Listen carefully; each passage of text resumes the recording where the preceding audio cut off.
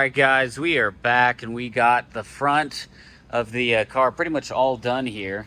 So I went back and forth a few times last night to see exactly what I wanted to do here on the front, and really with the whole kind of hood blackout portion yesterday. So we started out thinking originally that we were just going to redo the stripe with the more gloss style. The vinyl was kind of getting aged anyway, so we were going to just replace it. And again, that one is just kind of here around the front. It's a much more conservative version of the Mach 1 style hood blackout.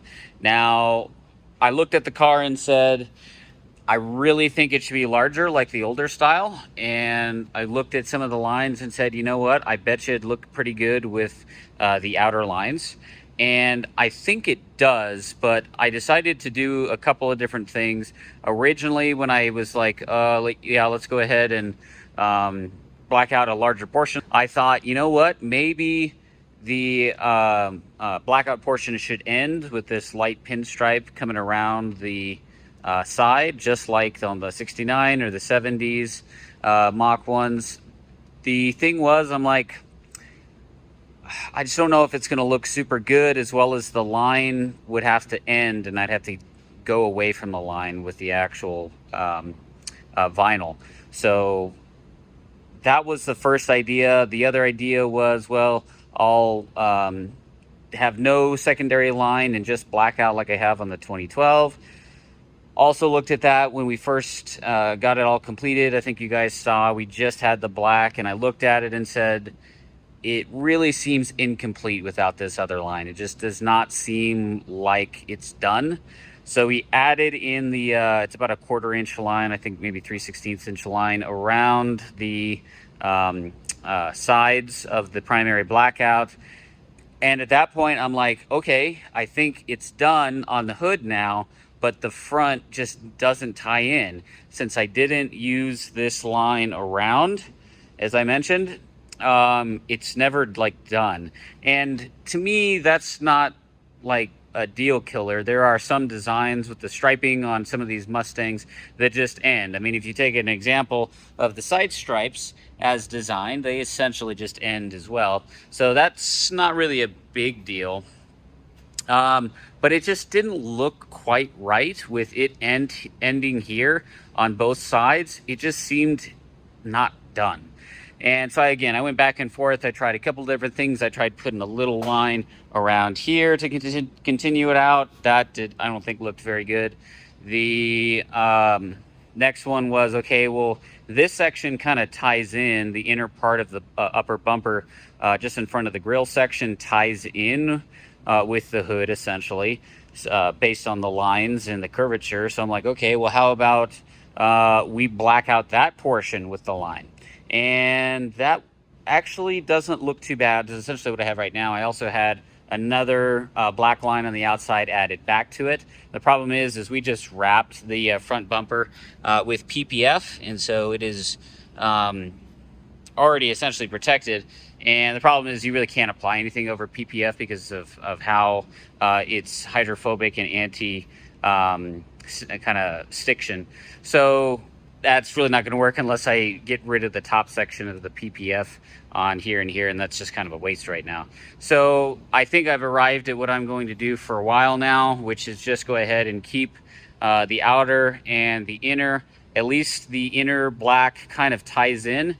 The other thing I've been fighting is a clashing between gloss black and matte black on this design.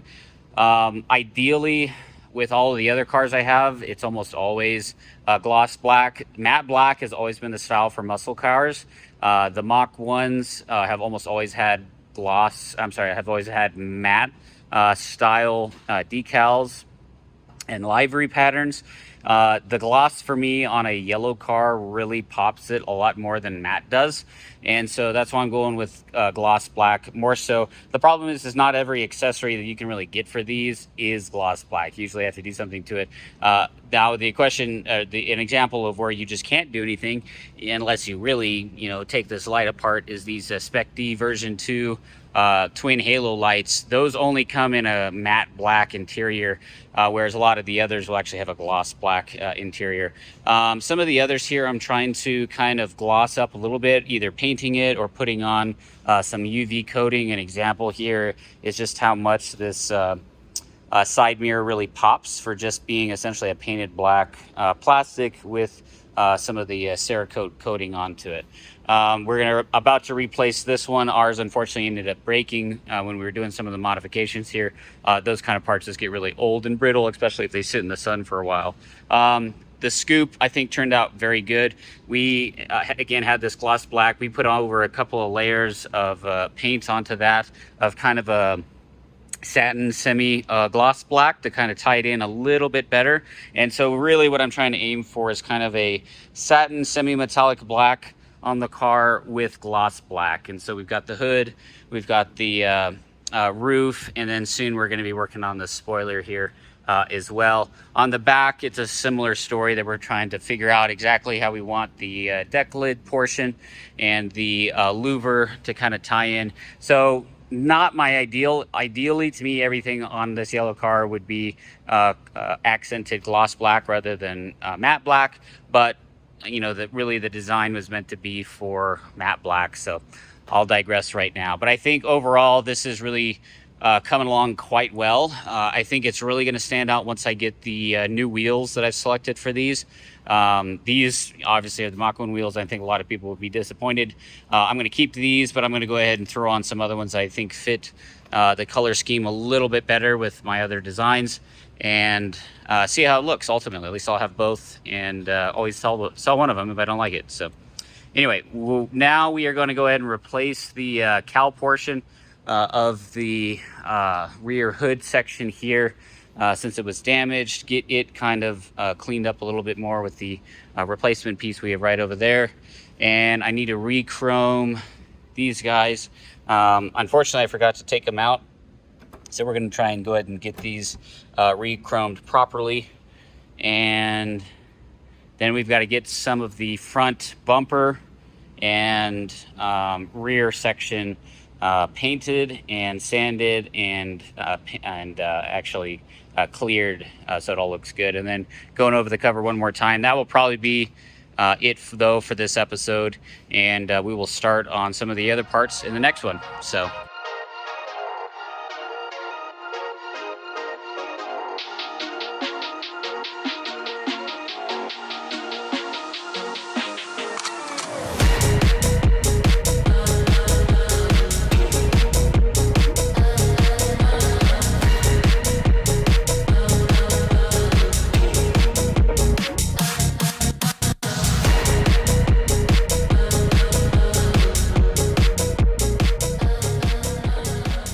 okay guys, we're in the back of the car now. We are going to install this Classic Design Concepts cover for the trunk lid.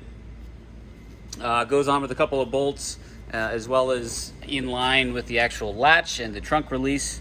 We got to do a little bit of drilling right here and on the same side over there. And we got some hardware that came along with it. Some push pins that spread out as you torque them. The bolts for those, some set-offs for these plastic rivets, and then some Velcro as well. So we're going to go ahead and install this. Hopefully it shouldn't take too long, and see how this looks like with a cover on it so that it matches the rest of the trunk interior. Let's do it.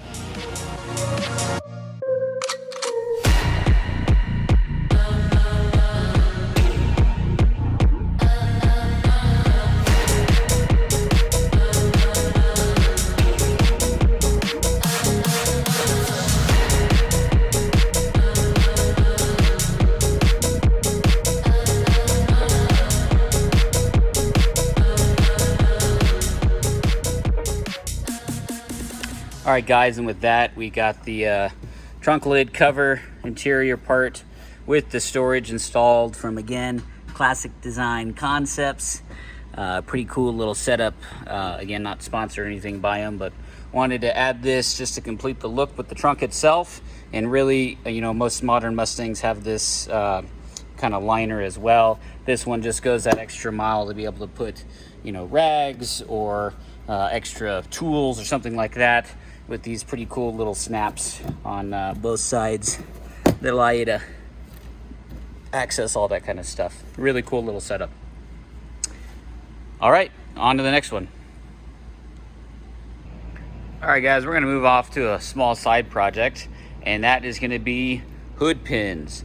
So this is the stock bump on either side for the 04 Mustang. What we're going to go ahead and do, and I think most people end up doing, is they take this little hood bump out and replace it with an actual set of hood pins.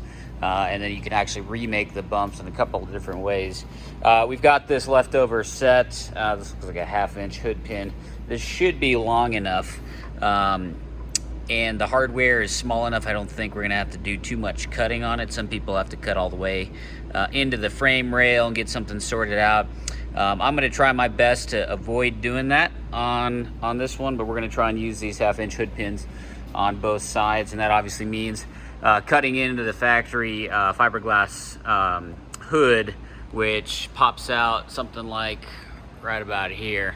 Looks pretty good from what I've seen when you get done with this style, and obviously it matches the other Mustangs that we have in the lineup. So we're gonna go ahead and take these guys out, play around with trying to get this guy in there without cutting away too much material. Once we get it fixed in there, we'll go ahead and make the holes that we need to on the top. The only question is I don't have the washers that actually go on top of the hood. You can bolt down, so I may be ordering those or making those or doing something. I must have used them on another kit or something like that, or on another car. So anyway, we're gonna go and play around with this here and see what we can come up with to get hood pins on this guy. Oh yeah, and another thing is I'm probably gonna take out this prop rod, since we don't need those anymore with our beautiful gas springs.